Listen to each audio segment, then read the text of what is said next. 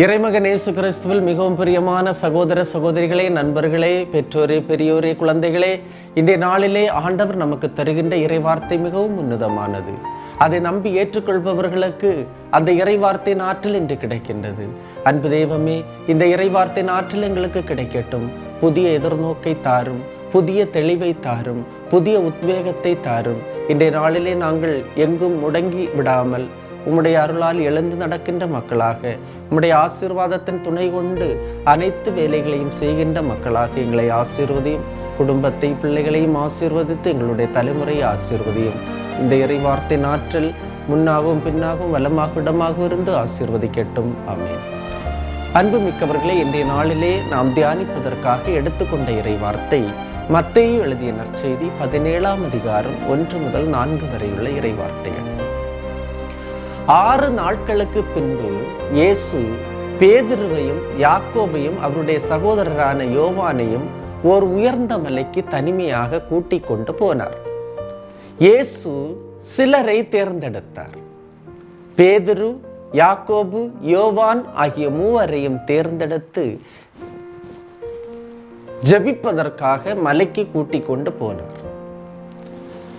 இறை வார்த்தை கேட்பதற்காக நம் ஒவ்வொருவரையும் கடவுள் தேர்ந்தெடுத்து நம் குடும்பத்தில் உள்ளவர்களை அழைத்து கொண்டு மலைக்கு செல்வது போல கூட்டிக் கொண்டு வந்திருக்கின்ற நேரம்தான் இந்த நேரம். என்னையும் உங்களையும் கடவுள் தேர்ந்தெடுத்ததால் மட்டுமே இந்த இறை வார்த்தையை நாம் தினமும் கேட்கின்றோம். அனைத்து மக்களுக்கும் பகிர்ந்து கொடுக்கின்றோம்.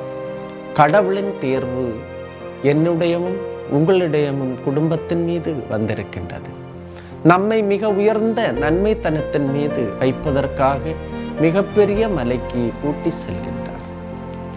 2வது இறைவார்த்தை, அங்கே அவர்கள் முன் அவர் தோற்றம் மாறினார். அவரது முகம் கதிரவனைப் போல் உலர்ந்தது. அவருடைய ஆடைகள் ஒளி போன்று வெண்மையாயின. உலகில் எந்த மனிதருக்கும் கிடைக்காத ஒரு அனுபவம் இந்த 3 சீடர்களுக்கும் கிடைத்தது.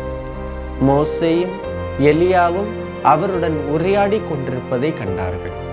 இந்த உரையாடலும் காட்சியும் மற்றவர்களுக்கு காணும் பாக்கியத்தை அது கொடுக்கவில்லை.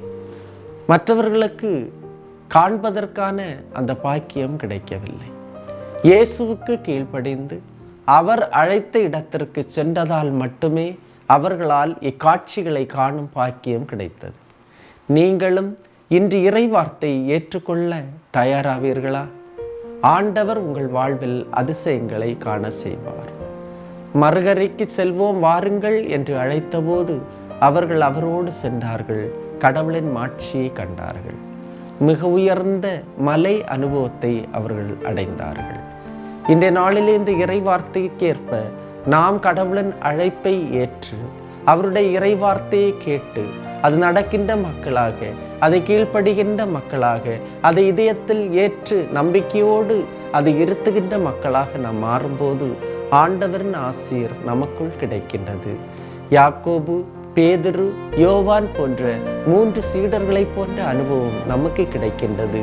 இயேசு அனுபவம் கிடைக்கின்றது. இன்றைய நாளிலே இந்த இறைவார்த்தையின் ஆற்றல் நம்மில் நிறைய மன்றாடுவோம். ஆண்டவர் நம் ஒவ்வொருவரையும் நிறைவாக ஆசீர்வதிப்பார். எல்லாம் வல்ல இறைவன், தந்தை, மகன், தூய ஆவியார் உங்களையும் உங்கள் குடும்பத்தையும் நிறைவாய் ஆசீர்வதிப்பாராக. ஆமேன். இயேசுவுக்கே புகழ், இயேசுவுக்கே நன்றி. மரியே வாழ்க.